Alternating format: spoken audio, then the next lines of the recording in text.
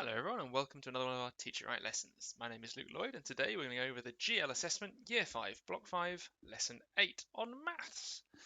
Let's get into it.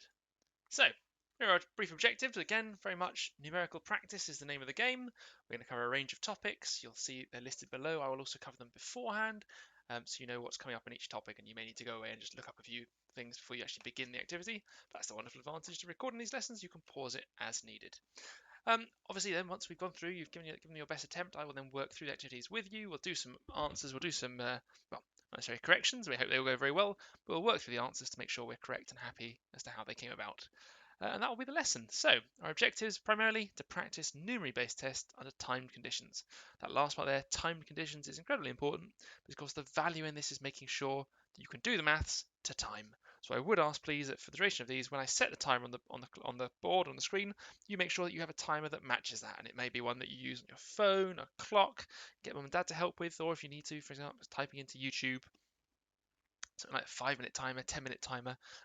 There'll be videos there that you can play that will give you some sort of ability to time without being too much of a distraction. So that's really important, though, to make sure you are giving yourself the appropriate amount of time to really sort of be able to judge where you're at appropriately. So this is what we're using today. It's the Maths Quick Practice Test book. And today we're going to start with test 7.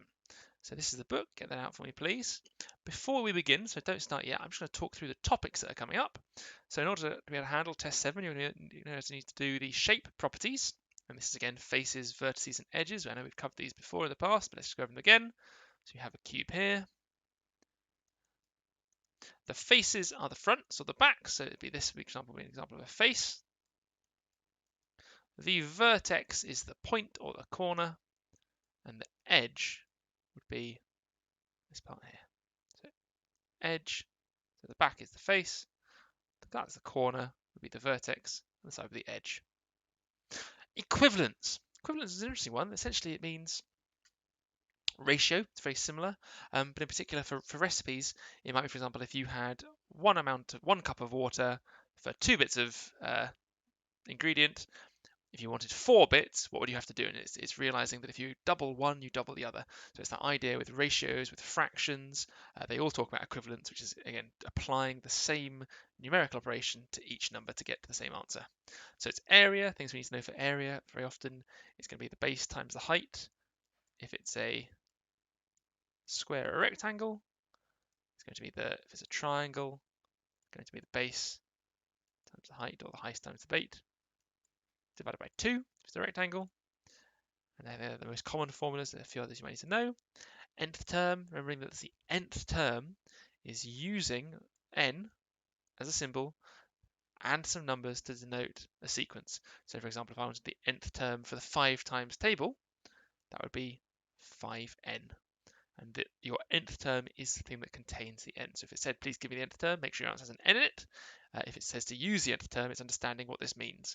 And so just to give an example, if this is my 5 times table, this is my nth term for that, and I wanted to know what the 10th number in the sequence would be, well, that would be 5 times the 10th position, which is 50. And this nice easy example, of course, we do know that 5 times 10, the 10th term in the 5 times tables, is 50. You need to know a bit about percentages. Percentage, remember, it means per 100. So if it's out of 100, so again, that's your percentages. And from there you can work out things as a fractions, because of course percentages and fractions are integrally linked. You need to know averages, your mean. Remember, your mean is the meanest one to work out. It's your hardest one. You need to add all the numbers up and then divide them by the number there are. So if you had 10 students who got some scores, you'd add up their scores and you'd divide it by 10 to find the average score. Average and mean are synonymous. We often use them.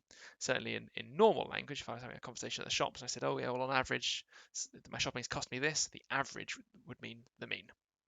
And then also balancing equations. And remember, with balancing equations, it's one of the things, if you move anything from one side to the other, the sign changes. So if it was a plus on one side, it goes to be a minus. If it was a times, it divide. Square, square root, and so on.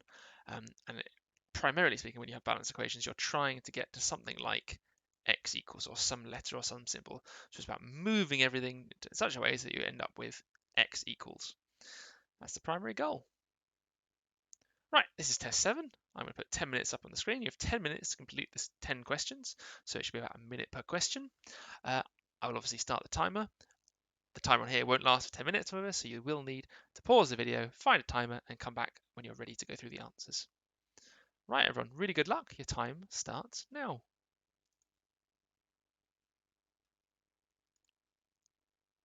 Test 7, page 22 to 24. Don't know if I said that, but it's always on the screen. Right guys, there was your time. Hopefully it went well. Remember, if you didn't finish within the 10 minutes, that's absolutely fine. I was just pausing the video here, finishing the test, marking where you got up to in the 10 minutes, then finishing the test so you get that full breadth of practice, and then we can go through the answers. So, first answers for 1 and 2. The answers are C and A. So, how many of these shapes have an equal number of faces as they have vertices? So, how many have them faces? Well, the answer is C, 2 of them. Which ones have an equal number of faces and vertices? This one here, 3 faces and 3 vertexes. And the other one that I think matches, we would like, well, we've got 1, 2, 3, 4, 5, 6. So 6 faces and 1, 2, 3, 4, 8 vertices. So it's not that one. Then we've got here, we've got far more. So 1, 2, 3. In fact, I'm leaning towards this one here as well. Because if we look, we've got 1, 2, 3, 4, 5, but also 5 faces as well. So yes, the answer are both of our square-based and my triangular-based pyramids. Good question. Number 2, cake recipe for 5 people requires 900 grams of flour. What quantity of flour to the nearest kilogram is needed to make enough for 14 people? Awesome question. Well, again, if 5 will do 900, and I want to know what will eventually end up at 14, I need an intermediate step, an intermediary. So I think to go from 5 to something to 14, the only thing I can think of is really is to make it very simple and to go down to 1. So if 5 will do 900, if I want to know how I would do, how many would fit 1, I'm dividing by 5. And this is the idea of equivalence, where I do one thing to one side, do the same. So I'm going to do 900 divided by 5. This you could use a bus stop, or you might just be able to work it out. Or similarly, you could do 90 divided by 5 and then add on the 10. But the answer is 180. And however you get there is fine. And now if one person requires 180 grams, so if 1 is 180, 14 people will be, from here to here, will be times by 14. And so will this side. So I've got to do again, times by 14. And now 180 times by 14. There's a few ways of doing it. You could do bus stops, you could do column addition, you could do lattice method, whatever suits you. In this one, for example, this is your column multiplication. The method I quite like, that I've been using a lot recently, because it has a lot of uses in terms of fractions, decimals, let me put it down here, is actually what's called the lattice method. And the lattice method is where you write the numbers across the sides.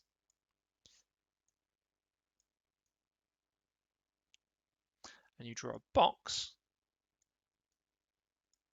for every number. So what do I mean by that? Well, there's my boxes and my numbers. You then, let's change colour to make it exciting. You then connect the corners like so, and you overextend a bit at the base. This is really cool. And now you multiply each of these numbers and write the answer in the box. So 0 times 1 is easy, that's 0. 0 times 4, 0. 8 times 1 is 8. 1 times 1 is 1. The tens go on top and the units go on the bottom. 1 times 4, 4. The only slightly challenging one. 8 times 4. Remember, if you ever try and struggle in your head to do times 4 times by 2, so 8 times 2 is 16. 16 times 2 is 32. And now I add up down the diagonal columns. So 0, add nothing. 0, 0, 2. 8 plus, I'm going to do it in this order, 8 plus 4 is 12, plus 3 is 15. I have to carry the 1. And 1 plus the one I carried is 2. So my answer is 20 kilograms needed. And so what amount of flour to the nearest kilogram is needed? Well, the nearest kilogram, if it's 2.5 kilograms, we're going to need more than that. And so we would need to have 3 kilograms to be able to sufficiently provide for everyone. That's just how I've gone about doing it. Right, question 3. The figure below is formed from 3 identical hexagons and an equilateral triangle. One hexagon has an area of h centimeters squared. What is the total area of the figure? Well, it's going to be 3 lots of h plus whatever fraction of h this is. And if I think about this, I could draw another hexagon here. Oh, that's not a very good hexagon. I could draw another hexagon like this. Down, down, across. Not perfect, but that would be divided, I would presume, yeah, like this, into 6 pieces. So I would imagine it would be 1/6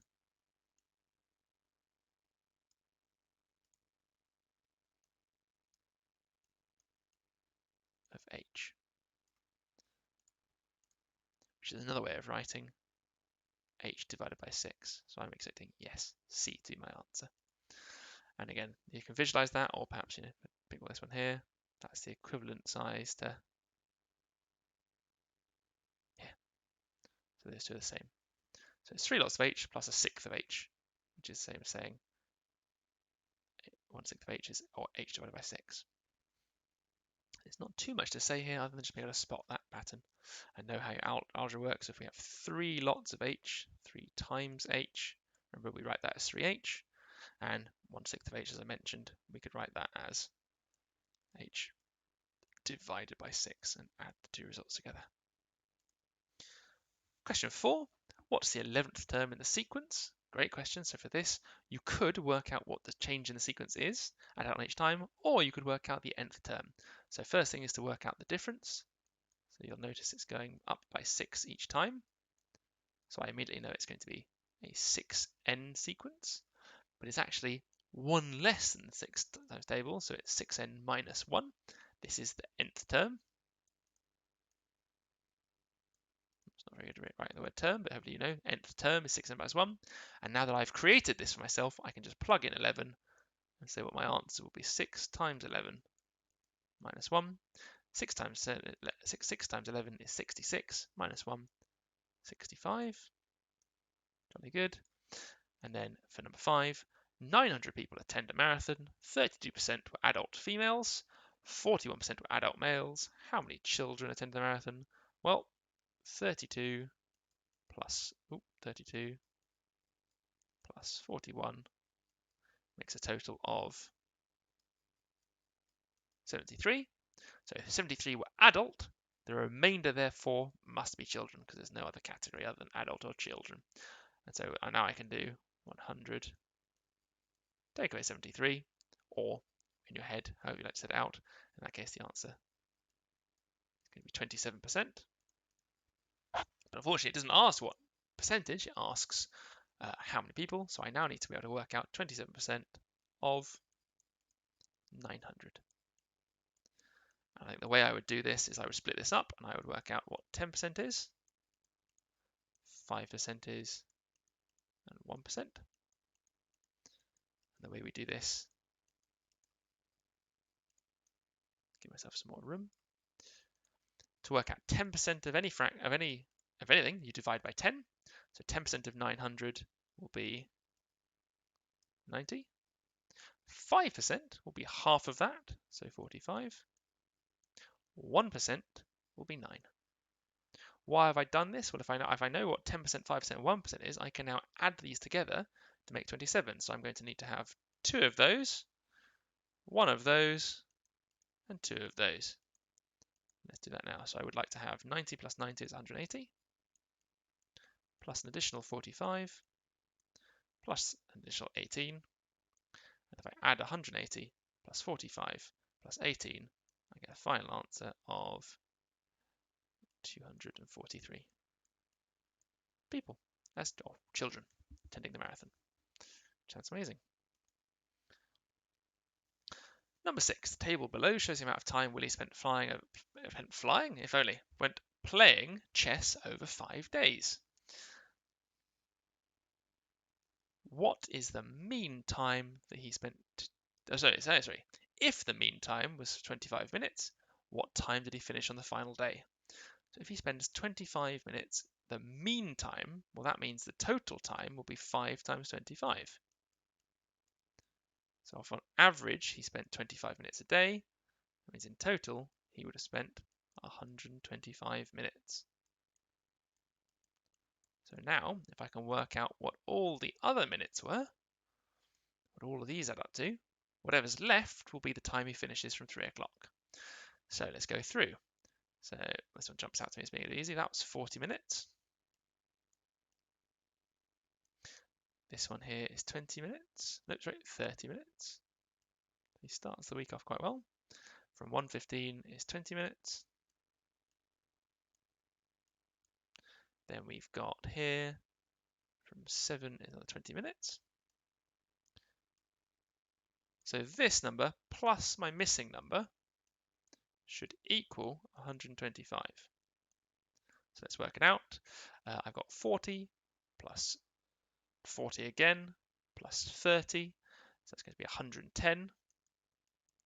So 110 plus something is 125. That means the missing number is 15 minutes. And therefore, he starts at 3, he needs to finish at 3:15. So the answer is C, 3:15. Very good. Let's look at the next question. What's the missing number in this equation?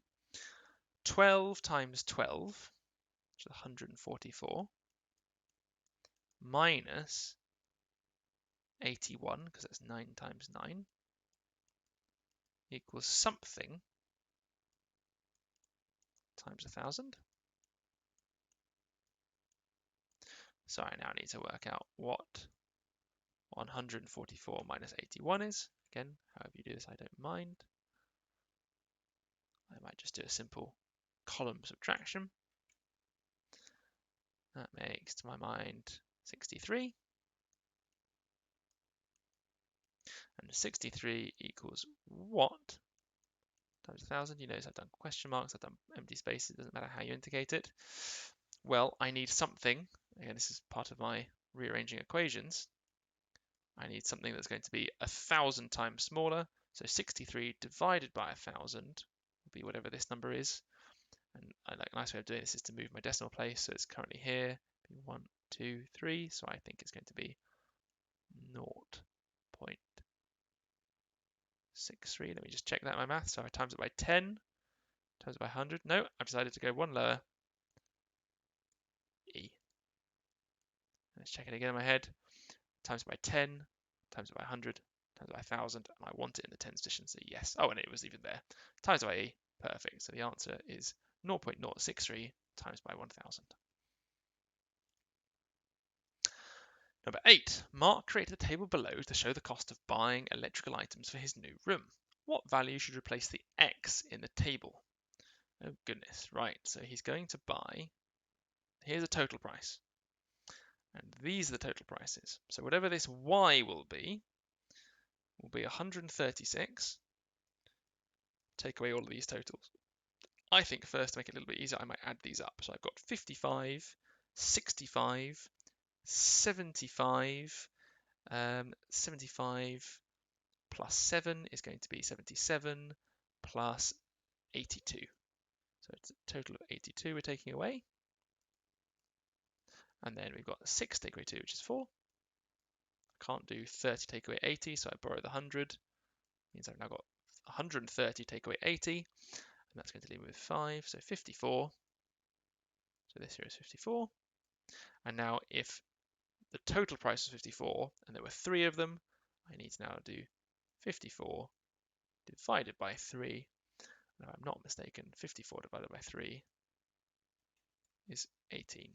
Sorry, what have I written? I said it out loud. It's 18. And there was my answer, C. And then question 9. Oh, there's no reason to hide that one now, I can reveal it. Question 9. If the number 21 is divided by 1000, what is the place value of the number 1? Let's just do it. We've got 21 divided by 1000. So it's going to move this many places. So currently 21 is here. So if the decimal is here, I'm going to move it 1, 2, 3. So we need to add in a 0, put it there. And now that I've got my answer of 0.021, I can say that that value is not in the tenths or the hundredths, but it's in the thousandths column. So T, well actually I would probably, to be honest, I wouldn't write that as TTH because that's what I would do for thousands. I would probably write it as 1 over 1000. Ooh, there. That's your answer. Now we've question 10. Nearly there. Well done, everyone. The shape below is a kite. Which statement is true? So the shorter sides are not equal in length. Well, they certainly can be. The opposite sides are equal in length. The opposite sides, well, no, these aren't ever going to be the same. These are the opposite sides. So no, I don't like that one. The sum is 180. Well, that's not true. They add to 360. It's a quadrilateral. It has no pairs of parallel lines. Now, I do like the sound of that, because if it did have parallel lines, it would not be a kite, but it would be a parallelogram. So, yep, my answer is D. It does, in fact, kites do not have any pairs of parallel lines. Right, guys, fantastic. So, very well done for that. That is the first activity done. We can now move on to the second, test 8. Very briefly again, what we're going to see is up comes equivalence. So it's going to be some more of that we practiced. If you weren't sure, make sure you go back, perhaps rewatch the explanation of how we did that question of the cooking. We went from ingredients from 5 to 900 down to 1, and we had to work out it was 5 times less, so we divided by 5. And we went from 1 to 14, which makes it 14 times more, so we times by 14. Again, area comes up. Highest common factor. What are factors? The factors, for example, of 12 might be 1 and 12, 2 and 6, 3 and 4. And because I've now come around again, the next number would be 4. We know it's complete. So these are my factors. So what's the highest common factor? Well, in this case, the highest factor would be 12. But if I had two numbers, if I had 12 and I had 10, the highest common factors would be the numbers that appear in both. So for example, I might have 2 and 5 and 1 and 10. In this case, the highest common factor will be the highest number that appears in both. Although 1 is in both, 2 is higher. Consecutive numbers means numbers in order. So for example, 7, 8, 9, they are consecutive. 9, 10, 11, 42, 43, 44.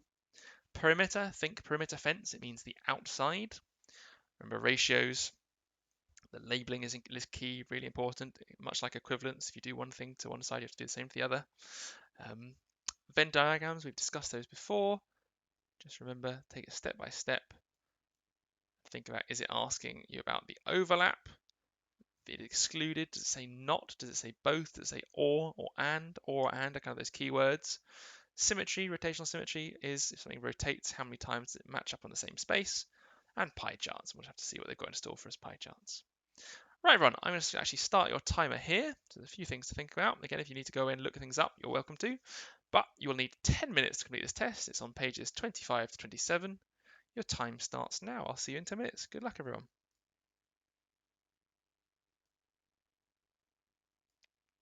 Right, guys, that's time up. Let's start going through the answers together and see how we get going. So, question 1. Which of the following is the equivalent to 2 to the power of 7? It's certainly not 2 times 7. It's certainly not, you're not adding anything.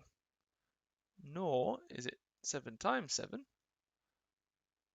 I think 1, 2, 3, 4, 5, 6, 7. But C is the answer for me. Because to the power, which is what this is, so 2 to the power thing means times by itself that number of times. So if it was 2 to the 3, it would be 2 times 2 times 2. So 3 times, so it's 2 to the 7. We've got to times it by itself 7 times.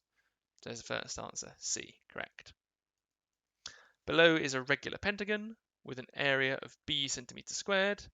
Which of the following is the best estimation? Well, I think to me,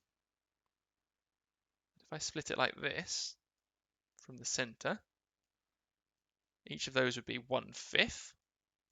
And if we split it again like this, that would be half of a fifth.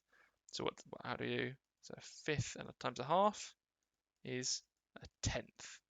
I think that area A, we do it in green now, is 1/10 of the total shape.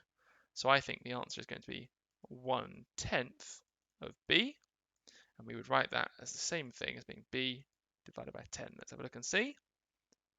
B divided by 10 centimeters squared. Final answer. Right, next page. Question 3, what's the highest common factor of 80, 12, and 20? Okay, this is good. So we did the highest factor was 12. That was an accident, but I'm glad to happy to help out. So the highest common factor, well, it can't be higher than 12, because we know, of course, that nothing higher than 12 can go into 12. So let's have a little think. Well, the next highest factor of 12 was 6, but I know that 6 certainly doesn't appear in 20, nor does it appear in 80. So what was the next highest factor of 12 going down? We had 4. And yes, 4 does appear in my 20 times tables, and it does appear in my 80s. So my final answer is 4. And anyway, as the way I was just going through my factors of 12, I started at the highest factor of 12, and I picked 12 because it was the smallest number, so I knew it had to be somewhere within 12. And I just worked my way down and just checked it against the two of them. So right, so number 4, we've got a number is doubled, then 11 is added onto it, and that gives us 22. What was your number? So we need to do the same thing in reverse. That's going to be minusing 11 and then dividing by 2. So 22 minus 11 actually leaves us with 11. And then 11 divided by 2 will leave us with half of 10 is 5, half of 1 is 0.5. So final answer, 5.5, which is the same as B. Next page. Question 5. 2 consecutive odd numbers add up to 32. What is the greater of the two numbers? So it's got to be two numbers that add to 32. So I'm looking at numbers that are close to half of 32. So obviously I might go with 15 and 16. Would that work? 15 plus 16? Not quite. 16 plus 17? Two consecutive odd numbers. That makes more sense to me. Well, let's try 15 and 17. I think that's about right. 15 plus 17. Do a quick bit of mental math in my head. Yes, indeed. Does add to 32. So which is the greater of those numbers? It's 17. Obviously, in the case, because it's consecutive odd numbers, it means the two odd numbers in a row. And obviously, we couldn't have had 16 because 16 is not an odd number. That's the importance of reading your question. Number 6. What is the perimeter in centimeters of the larger rectangle in the diagram below? The perimeter of the larger rectangle. What a good question. So in order to work out the perimeter, I need to know what this side is in terms of length and what this side is. And I can then have two reds and two greens and add that together. So let's work out the green one first. Well, the green one is 2 plus A plus A. So it's going to be 2 plus 2A. But there's actually two of them. So I'm even going to go one step further and times that by 2 and say it's actually 4 plus 2A. And that's my two green sides. Now let's work on my red side. Well, my red side is 5 plus A plus A. But of course, I've got two lines for perimeter because it's the two lines around the outside. So that's going to be 10. Let's work out the same way, I suppose. So let's work out the first one. So the first one was 5 plus 2 lots of A. So the two red lines will be 10 plus 4A. Oh, in fact, look here. Little mistake that slipped in. If I have two lots of 2A, that would of course be 4A. And now, final answer, I want to add all this together, because of course my perimeter, if I was to now move these, not move that, please. If I was to move these and move this, that's the total perimeter. I need to add all my numbers. So 4, I think it's going to be 14, and 4A plus 4A is going to be 8A. So my final answer is D, 14 plus 8A. And there, both the answers were D. Thank goodness. Right, guys, we're over halfway now, which is brilliant. Let's have a look at question 7. Which of the following ratios is equivalent to 15 to 2 to 5? Ah, no, that's reading the question properly. To 15 to 2.5. I was say that makes a bit more sense. So remember, with equivalent ratios, we need to do, if we're going to do one thing to one side, we have to do the same thing to the other. So actually what I might do is I want to get rid of that decimal first and foremost. So I'm actually going to times both sides by 2. You should never have decimals in ratios. So that's going to give me 30 to 5. And now I'm going to try and do a slightly better job of simplifying it than whoever simplified this did. I need a number that goes into both. So let's say I'm going to divide both sides by 5. And 5 divided by 5 is 1, and 30 divided by 5 is 6. So I think 6 to 1 is correct. Now 1 to 6 isn't, because remember with ratios it's really important the order matters. You've got to keep the order correct. So this is my correct answer, not A. Bit of a nasty trick there. And there you go, B. Question 8, Venn diagrams. Which number is in the wrong place in the Venn diagram below? Odd multiples of 3. Odd multiples of 3. Well, all of these are odd, first off. Odd multiples of 5, they're all odd. Odd multiples of 7, they're all odd. Okay so far. Multiple of 5, yes, I'm confident that's multiple of 5, that's multiple of 5, that's multiple of 5, that's multiple of 5. Easy peasy. Multiples of 3, yes, yes, yes. And let me just think. For this one, to work out my multiple of 3, I'm actually just going to go straight to 90. And then I'm going to add to it 15, which is, if you're ever not sure, if you ever add multiples, the answer will be a multiple. Since I know 90 and 15 are multiples, yes, that is a multiple of 3. Is it a multiple of 7? 21 is, 35 is, 77 is. So I have a feeling this 105 might not be a multiple of 7. Let's just check. So let's do 70 plus 35. No, it is 105. So that's my answer. Take a little clue. It's saying 75 is in the wrong place because, while it's true that 75 is a multiple of 5, is it also a multiple of something else? And yes, it is, because if you look here, 60 and 15 are both multiples of 3, which means my 75 should be in this section here, because it's in the both multiples of 7, both multiples of 5 and multiples of 3 column. So let's just go through that again for clarity. So I've checked all of them just to see what jumped out at me, but this 75 is wrong, and the reason it's in the wrong place is because not only is it's not just a multiple of 5, it's also a multiple of 3, so it needs to be in this little shield section here, which means I'm a multiple of 3 and 5. So that's my reasoning. Question 9. Which of these shapes has a rotational symmetry of 2? So a rotational symmetry of 2 means as I spin it, if I artificially designate a point, by the time that point reaches the top again, it'll only match itself 3 times. So for example, if I was to spin this shape here, it would match here, here, and here. So this is a rotational symmetry of 3, so it can't be that one. This will also have a rotational symmetry of 3, can't be that one. This shape here will only have a rotational symmetry of 1. This one will have a rotational symmetry of 5, which means that Y is my answer, but let's see if we can work out why it is. I have to draw a little sketch of it. And let's just say I'm going to artificially designate this bit the dot, so I know that when that's at the top again, it means I know that I've finished. So let's spin it. So obviously it starts matching, so that's already 1. That's when it's the same again, 2. And it doesn't do it again until we're back to the beginning, which is the same position that we counted at the beginning. So that's why that has a rotational symmetry of 2. So the answer is Y. And last question, hopefully save the best till last. The nutritional value of 100 milliliters of fresh juice is shown below. So mostly carbohydrates, some fats, and proteins, some other nutrients. Gina creates a pie chart. what is the angle at the center of the pie chart that represents protein? So if we've got a pie chart, obviously we're representing 360 degrees. So if I want to turn my 360 degrees into 5%, it's very simple. I just have to work out 5% of, not quite right, let's try that again.